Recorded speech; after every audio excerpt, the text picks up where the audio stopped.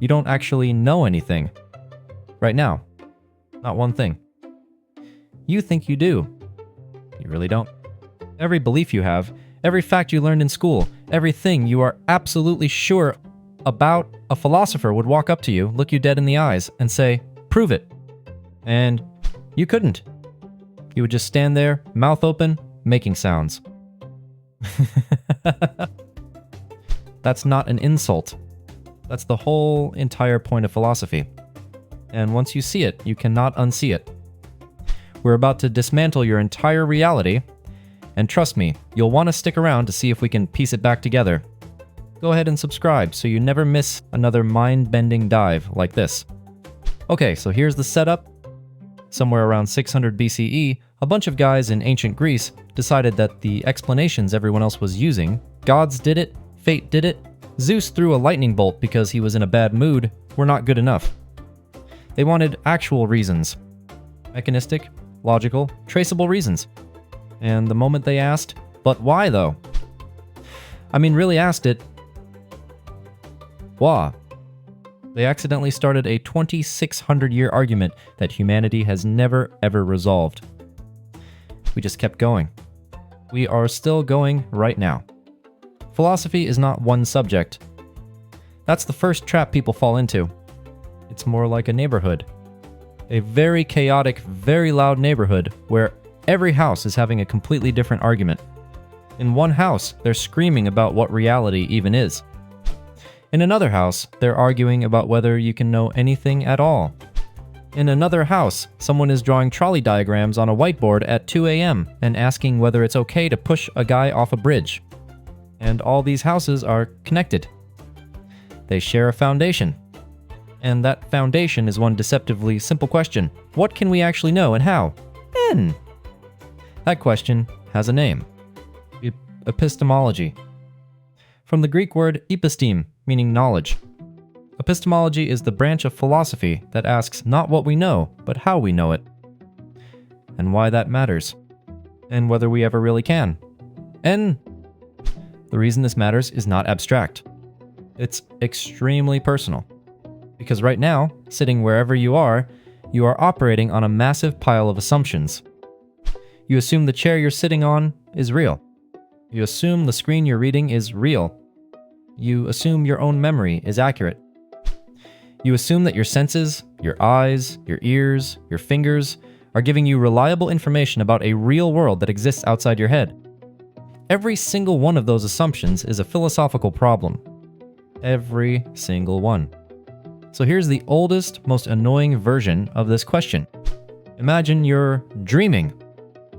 Right now, tonight, you dream that you're watching a video about philosophy. Everything feels real. The screen, the chair, the sound. Your brain is generating an entire convincing reality from scratch inside your skull, and you have absolutely no idea it's fake. Now here's the thing. How do you know that's not happening right now? N? How do you know this isn't a dream? N? You might say, well, I can pinch myself. But in a vivid enough dream, you can feel that too. You might say, real life is more coherent. But some dreams are extremely coherent. You might say, I just know. But I just know is not a reason. That's not knowledge. That's vibes. This exact problem was formalized into one of the most famous philosophical thought experiments in history by a French guy named René Descartes in 1641. Descartes decided to strip away every single belief he had that could possibly be doubted. Everyone. He didn't have to do this. He was ruthless. He threw out his senses because senses can be tricked, optical illusions, mirages, phantom limb sensations. He threw out math, which feels insane, but he argued that maybe some evil demon was feeding him false mathematical intuitions. He threw out almost everything. And he sat there in radical philosophical doubt, trying to figure out if there was anything at all that he could be 100% certain about. And he found exactly one thing. The fact that he was thinking. Even if everything around him was fake, even if a demon was deceiving him, even the act of being deceived required that he existed to be deceived. Cogito ergo sum. I think, therefore I am.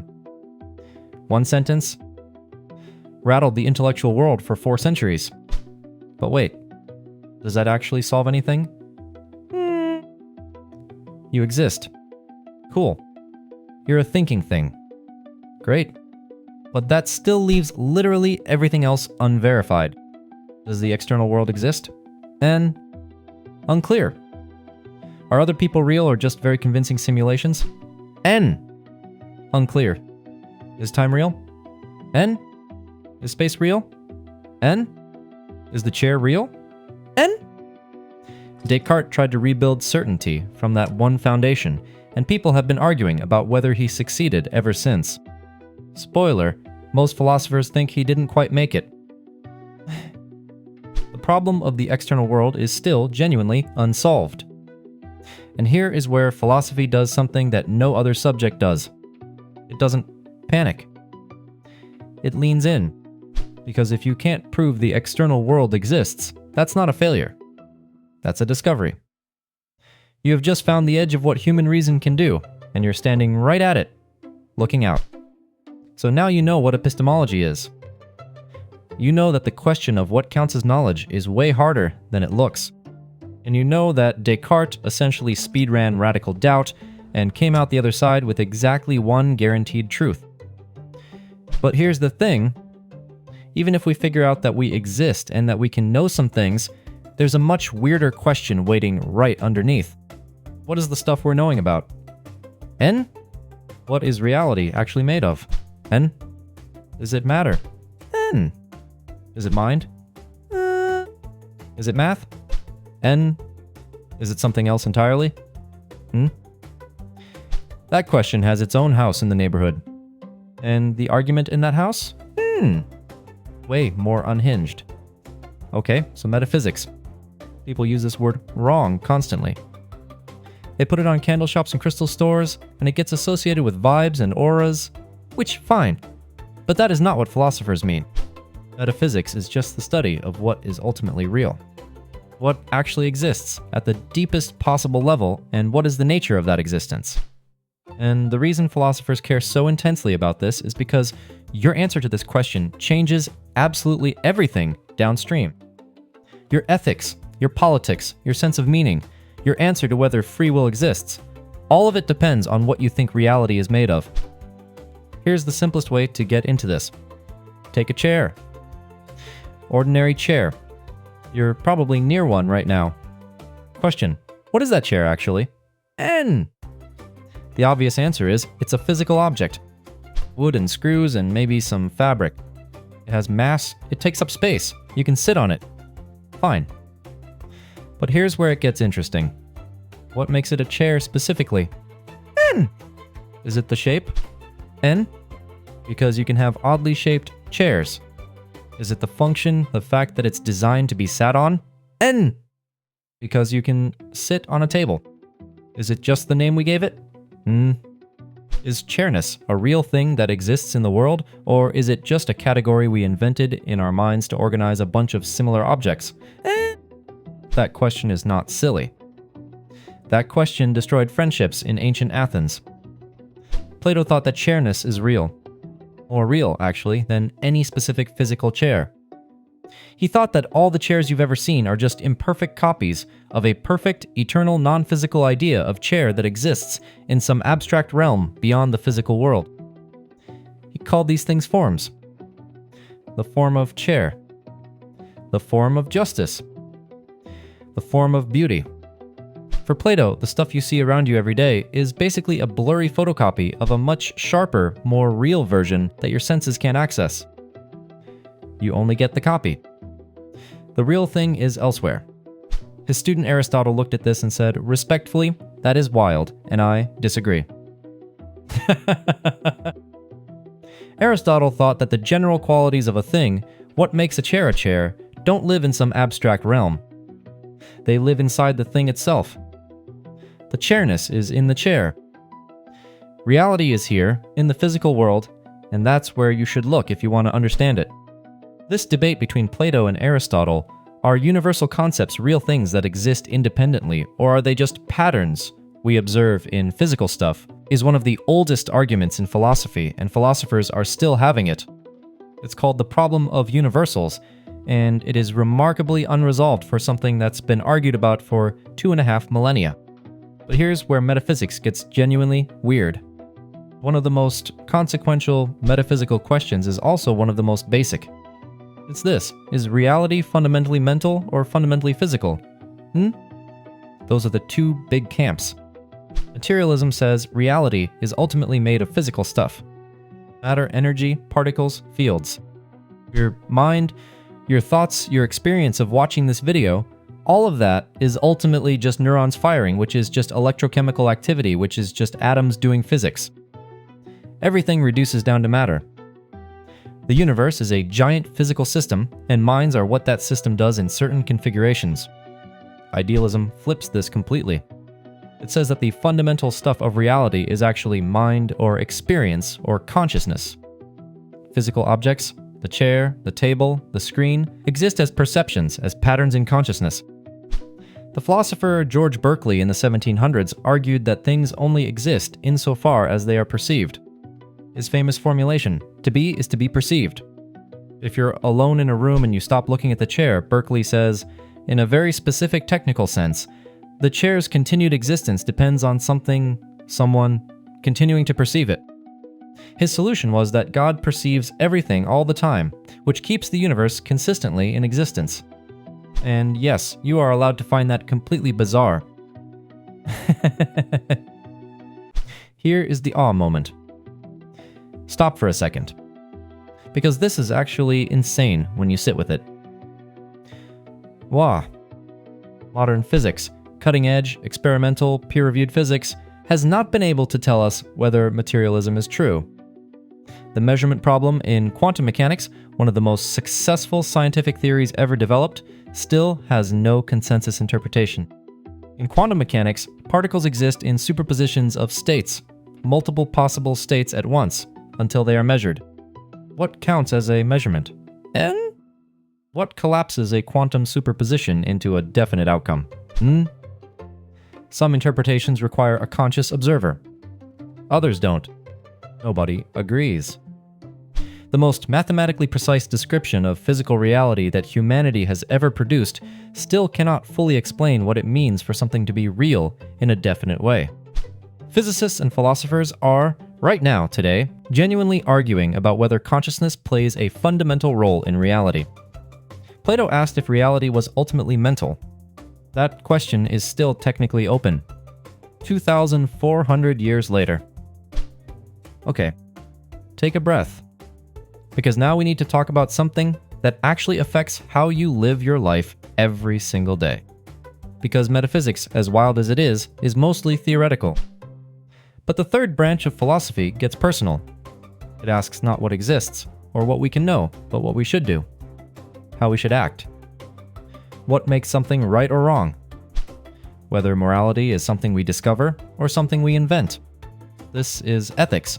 And the entry point is one of the most famous thought experiments in philosophy, specifically designed to make you feel deeply uncomfortable about your own values. There are 5 people tied to a trolley track. There is a runaway trolley. You're standing next to a lever. If you pull it, the trolley diverts to a sidetrack, killing 1 person. If you do nothing, 5 people die. Do you pull the lever? Most people say yes. Of course. 5 lives versus 1. Pull the lever. Now. Same scenario. Except there's no lever. But you're on a bridge above the tracks, and there's a large man next to you. If you push him off the bridge, his body will stop the trolley. 1 person dies, 5 are saved. Same math. You push him? N. Almost nobody says yes. And that is the most interesting data point in all of ethics. Because here's the thing, the math is identical. 1 life for 5 lives. In both scenarios, you cause 1 death to prevent 5 deaths. If ethics is purely about outcomes, purely about maximizing good and minimizing harm, you should pull the lever and push the guy. Same trade. Same numbers. But something in almost every human being recoils at the second one in a way that it doesn't at the first. Why? And? What's the actual difference? And whatever that difference is it morally meaningful, or is it just a weird glitch in our psychological wiring? And? The trolley problem, designed by philosopher Philippa Foot in 1967 and turbocharged by Judith Jarvis Thomson later, and it's not just a fun brain teaser. It's a precision instrument for exposing the structure of moral intuitions. It shows that humans don't reason about ethics in a clean, consistent way. We have one reaction to distant mechanical harm and a different reaction to direct physical harm. And the fact that we feel that difference so strongly tells us something profound about where our moral instincts come from. It also forces us to ask which moral system we actually believe in. There are basically three major families of ethical thinking, and they completely disagree with each other. Consequentialism says the morality of an action is determined entirely by its outcomes. If the result is better, the action is better. Full stop. The most famous version, utilitarianism, says you should maximize total well-being. Push the guy. Do the math. Deontology says no, outcomes aren't everything. Some actions are right or wrong in themselves, regardless of consequences. Pushing an innocent person off a bridge is using them as a tool, treating a human being as a means to an end, and that is wrong even if it saves 5 lives. Kant, the most famous deontologist, built an entire system around this. He said, morality comes from duty and reason, not from calculating results. Virtue ethics, going all the way back to Aristotle, takes a completely different angle and asks not, what should I do, but what kind of person should I be? A virtuous person, trained in courage and justice and practical wisdom, will make the right call. Focus on the character, and the actions follow. None of these frameworks fully satisfies everyone. Each one generates cases where its conclusions feel obviously wrong. Consequentialism can justify horrifying acts if the math works out. Deontology can feel rigid and disconnected from reality in extreme cases. Virtue ethics doesn't always give you a clear answer in the moment when you actually need one. So we're stuck. Not with no ethics, but with genuinely competing visions of what ethics is, and no neutral ground from which to judge between them. Which sounds like a crisis, but a philosopher would say it's actually progress. You can only solve a problem you can see clearly. Now, late 19th century, Europe. A philosopher named Friedrich Nietzsche shows up and basically throws a grenade into the entire conversation. Nietzsche looked at the moral frameworks Western culture had built, especially Christian-derived morality, and said, these are not neutral discoveries of objective truth. These are power moves. These are value systems created by specific people in specific historical conditions to serve specific interests. He coined the phrase, God is dead, which gets misunderstood constantly. He wasn't celebrating atheism. He was diagnosing a cultural crisis. He was saying that the metaphysical foundation that Western moral values had been resting on, the idea of a divine moral order, had collapsed under the weight of modern science and reason. And now the values built on top of that foundation were floating in mid-air with nothing underneath them. And most people hadn't noticed yet. Nietzsche's question was, if there's no objective moral order built into the universe, what now? And? His answer was not nihilism, the idea that nothing means anything. That was actually his nightmare scenario. His answer was radical self-creation. The Übermensch, the overman, is the person who looks into the void of meaninglessness and instead of collapsing, creates their own values. Genuinely, authentically, from the inside out. Not from a rulebook. Not from a tradition. From themselves. Nietzsche was basically the first person to build an entire philosophy around the premise that memes are more powerful than arguments. That the stories and values a culture lives inside, the ones it doesn't even question, shape reality more deeply than any logical proof, which is either the most profound thing you've ever heard, or it explains exactly why the internet is the way it is. And this brings us all the way back to where we started. You sitting there, right now, not knowing anything for certain. A thinking thing in an uncertain universe, trying to figure out what's real, what counts as knowledge, and how to act. That's not a failure. That's the condition. That's what every human being who has ever existed has been dealing with. Socrates got executed for it. Descartes sat alone by a fire for it. Nietzsche lost his mind, literally, clinically, chasing it. And yet the conversation never stopped. Because the alternative, just accepting the answers you were handed without ever asking why, felt worse than the uncertainty. Philosophy is not a set of answers. It's a set of tools for surviving the questions. And the questions, what can I know, what is real, and how should I live, are the same questions you're going to be asking at 3 a.m. for the rest of your life, whether you call yourself a philosopher or not. So here's the one thing nobody has answered yet. Not Plato, not Descartes, not Kant, not Nietzsche, not the smartest AI ever built. Why is there something rather than nothing? N. Not how the universe began. That's physics. Why does anything exist at all? N. Why is there a universe in which philosophy is even possible? That question has no answer. It may never have an answer. It might be the kind of question that is always one size larger than the mind asking it. But you're asking it now. And that counts. If you discovered with absolute certainty that your entire life up to this point was just a highly advanced simulation, would you choose to wake up to a harsh, unknown reality, or stay plugged into the comfortable lie? Tell me your choice and your reasoning in the comments below. And if you want to keep questioning everything you think you know, make sure to subscribe before you go.